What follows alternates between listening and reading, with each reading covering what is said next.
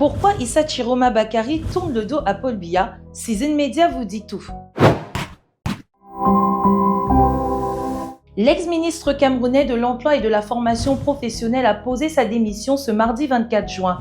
Il rompt ainsi une alliance de longue date avec le président Paul Biya à seulement 4 mois de l'élection présidentielle. C'est par une lettre que le président du FSNC et plusieurs fois ministre a remis sa démission au premier ministre chef de gouvernement Joseph Diongouté avec effet immédiat. Il y évoque un impératif moral et les attentes profondes de nos populations et affirme qu'il n'agit ni par désaveu personnel ni par calcul politicien. Cela faisait plusieurs jours que la rupture semblait inévitable il y a 2 semaines alors qu'il était dans sa ville Garoua, son fief du nord du pays, région indispensable pour une victoire à l'élection présidentielle d'octobre. L'ancien ministre avait exprimé des critiques incisives au sujet du règne de Paul Biya, long de 43 ans.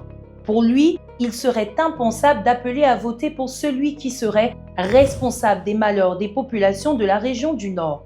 En effet, cette région majoritairement rurale et défavorisée souffre d'un fort taux de pauvreté et d'un sentiment persistant de marginalisation politique et économique.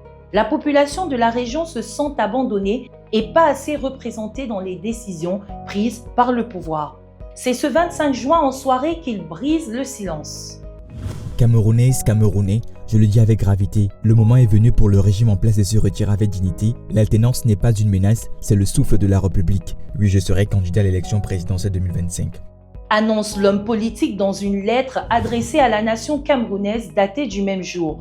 Dans cette correspondance, l'opposant farouche du régime Biya des années 90 présente sa vision du Cameroun, les raisons qui le poussent à se lancer à la course pour le fauteuil présidentiel.